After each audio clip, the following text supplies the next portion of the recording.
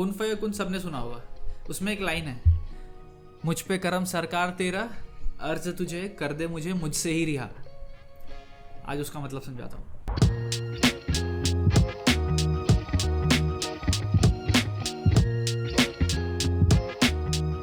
इस वीडियो को ध्यान से अकेले शांत माहौल में देखना, क्योंकि इसके एंड तक तुम्हें समझ में आ जाएगा कि कॉन्शियसनेस होती क्या है। मेडिटेशन करते वक्त या हमारी स्पिरिचुअल ग्रोथ का सबसे पहला स्टेप, सबसे पहला रियलाइजेशन क्या होता है? जब हम खासकर अकेले बैठे होते हैं या खाली बैठे होते हैं तो नोटिस करना, हमारे माइंड में एक मेंटल डायलॉग चलते रहता है जो हमें ओवर थिंकिंग कराता है, एंग्जाइटी देता है, और वो कभी रुकता नहीं, चाहे हम कुछ भी करें।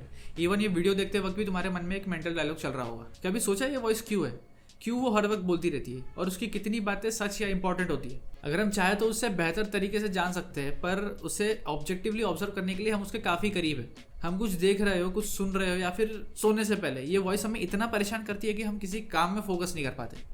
थोड़ा टाइम ऑब्जर्व करने के बाद पहली चीज़ें समझ में आएगी कि ये कभी रुकती नहीं, कभी भी नहीं। इमेजिन एक आदमी जो यहाँ से वहाँ जा रहा है और खुद से ही बात कर रहा है।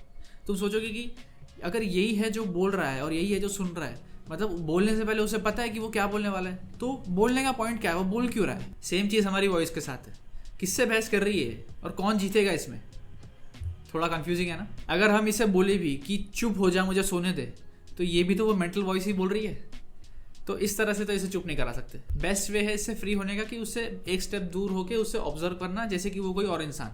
मत सोचो कि वो क्या बोल रहा है, अच्छा बोल रहा है, बुरा। डिफरेंशिएट करना बंद कर दो कि अगर वो अच्छी चीज़ बोल रहा है तो वो हम है, बुरी चीज़ बोल रहा है तो वो हम नहीं है। नहीं, इट डजंट मैटर वो कुछ भी बोले, स्टिल वो तुम्हारी मेंटल वॉइस ही है। अगर मैं तुम्हारे सामने ये माइक रख दूँ, ये पेन रख दूँ, ये बुक रख दूँ और पूछूँ कि इनमें से तुम कौन हो, तो ऑब्वियसली कोई भी नहीं, क्योंकि चाहे मैं कुछ भी रख दूँ तुम्हारे सामने, वो तुम ही हो जो उसे देख रहा है।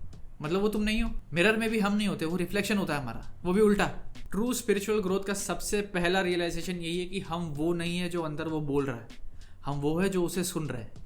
हम कोई भी जगह जाए, कुछ भी देखे, ये वॉइस हमें वो चीज़ें नरेट करके देती है। जैसे मैं देखूँ तो ये बुक रखी है, माइक है, ये टेबल है, अब मैंने देख तो लिया, पर ये वॉइस मेरे मन में वो नरेट करके क्यों दे रही है? क्योंकि हमने इसे वो काम दे रखा है। समझाता हूँ। ये नरेशन हमें कंफर्टेबल फील करवाता है हमारे आउटसाइड वर्ल्ड से। हम कंफर्टेबल कब होते हैं? जब चीज़ें हमारे कंट्रोल में होती है। मेंटली चीज़ें वर्बलाइज करने से हमें एक सेंस ऑफ कंट्रोल फील होता है। एक मूवमेंट लो एग्जामिन करने के लिए अपने आउटसाइड और इनसाइड वर्ल्ड को। जब हम सोचते हैं तो हम कुछ भी क्रिएट कर सकते हैं, कुछ भी सिनेरियो बना सकते हैं। हमारा इनर वर्ल्ड एक अल्टरनेट एनवायरनमेंट है। आउटसाइड वर्ल्ड जो अपने लॉस के हिसाब से चलता है, जब हम उसे नरेट करते हैं और हमारे थॉट्स और सिनेरियोस और आउटसाइड वर्ल्ड का नरेशन, ये सारी चीज़ें इंटरमिक्स होकर हमारे एक्सपीरियंस को इन्फ्लुएंस करती है, जिसे हम देखने का नजरिया बोलते हैं। जिसकी जैसी मेंटल वॉइस वो वैसी चीज़ों का मतलब निकालेगा। जो भी हम एक्सपीरियंस करते हैं वो हमारा पर्सनल प्रेजेंटेशन होता है वर्ल्ड का, हमारे अकॉर्डिंग, रादर देन एक अनफिल्टर्ड एक्सपीरियंस जो एक्चुअली में है। जैसे ठंड लगने पर वो वॉइस बोलती है कि बहुत ठंड है। अब ये बोलने से ठंड थोड़ी ना कम हो गई, तो ये ऐसा बोल क्यों रही है? आउटसाइड वर्ल्ड को हम कंट्रोल नहीं कर सकते, लेकिन माइंड में ये वर्बलाइज करके कि ठंड बहुत है, मैं थोड़ी देर में घर पहुंच जाऊंगा, तो हम थोड़ा एम्पावर्ड फील कर सकते हैं। थॉट्स में हम कुछ ना कुछ कर सकते हैं अपने एक्सपीरियंस को कंट्रोल करने के लिए। मेंटली वर्बलाइज करके हम चीज़ों को कंप्लेन करते हैं, जज करते हैं और फिर डिसाइड करते हैं कि हमें उसका करना क्या है। बेसिकली आउटसाइड वर्ल्ड हम इनसाइड रिक्रिएट करते हैं और उसी में जीते हैं। किसी नई जगह जाओ या नए कमरे में जाओ, वहाँ जैसे ही जाओगे तुम्हारी आंखें अपने आप चीज़ों को एग्जामिन करने लग जाएंगी कि ये बेड है, ये टेबल है, ये गेट है, वो गिटार है, ताकि तुम उस एनवायरनमेंट से कंफर्टेबल फील कर सको। क्या होगा अगर हम ऐसा करना बंद कर दें? बहुत अनकंफर्टेबल और एक्सपोज फील होगा, क्योंकि हम अभी तक इसी में अटके हुए थे कि पहले क्या हुआ था, कल क्या होगा, और प्रेजेंट में नहीं जी पाते। ट्रू पर्सनल ग्रोथ इस मेंटल वॉइस के आगे जाने से शुरू होती है, क्योंकि इस वॉइस को हर चीज़ से प्रॉब्लम है। नोटिस करना, किसी अच्छी चीज़ में भी ये कुछ ना कुछ दिक्कत निकाल लेगा। तुमने कोई नई कार ली है, जब तुम उसे चलाओगे तो चलाते वक्त वो छोटी मोटी आवाज़ें भी तुम्हें इरिटेट करेगी। अब वही जो गाड़ी तुम्हें पहले अच्छी लग रही थी वो बाद में अच्छी नहीं लगेगी। बॉटम लाइन यही है कि हम प्रॉब्लम से तब तक फ्री नहीं हो सकते जब तक हम उस चीज़ से फ्री ना हो जाए जिससे हर चीज़ से प्रॉब्लम है। यही डिफरेंस है एक स्पिरिचुअल और एक मोह माया में फंसे इंसान में। मोह माया से मेरा मतलब ये नहीं कि पैसा और शौहरत। मोह माया से मेरा मतलब है कि वो इंसान जिसे लगता है कि उसकी इनर प्रॉब्लम्स का सोल्यूशन अपने आउटसाइड चीज़ों को चेंज करने से ठीक होगी, पर ऐसा नहीं है, क्योंकि उसकी मेंटल वॉइस हमेशा कुछ ना कुछ दिक्कत निकाल लेगी। एक ही सोल्यूशन है इसका कि हम अपना फ्रेम ऑफ रेफरेंस चेंज करें और विटनेस कॉन्शियसनेस की सीट पर बैठे और अपने थॉट्स को ऑब्जेक्टिवली ऑब्जर्व करें। जब खुद प्रॉब्लम में ही इंगेज रहोगे तो सोल्यूशन कैसे निकलेगा? सबसे पहले डील करना है अपने रिएक्शन से। अगर हम अंदर से गुस्से में है या डर में है तो बाहर की चीज़ों को एनालाइज या सॉल्व कैसे करेंगे? ऐसा सोचो कि वो वॉइस तुम्हारा एक रूममेट है जिसके साथ तुम टीवी देख रहे हो। देखते देखते उसे दुनिया भर की प्रॉब्लम्स आएगी। उसने उस दिन तुझे ये कहा ना, वो ऐसा कैसे बोल सकता है? भूख लग रही है यार, कुछ बुला लूं क्या बाहर से? ये तो तेरी एक्स की तरह दिख रही है यार, ब्रेकअप नहीं करना चाहिए था उससे। रहना चाहोगे ऐसे इंसान के साथ? ये साइड्स चेंज करता रहेगा अपने सिनेरियोज की, कि इसने मेरे साथ ऐसा किया था, मतलब ये ऐसा है, वो वैसा है।